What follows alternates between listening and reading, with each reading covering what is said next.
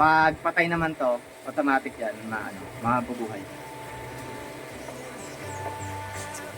Ayun, bali, kung sa gabi naman, basta tayo ito, pag gumagana to, ito lang dapat ang Oo, ito lang. Huwag kayong nag-iilaw, nagsasaksa kasi alam mo So, naman, wala naman to sa... eksakto lang. Pero pag patay to, pwede kayong Ang gamit lang naman ito sa araw ng dilim. basta wag nyo lang sasabayan sa lang. Pwede mo patay yun. Oo.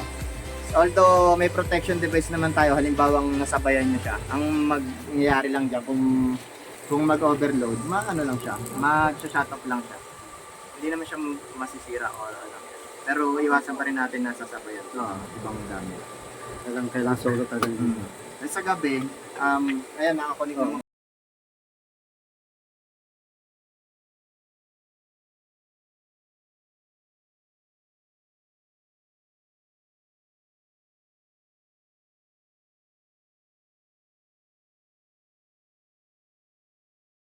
Solid na yan ah.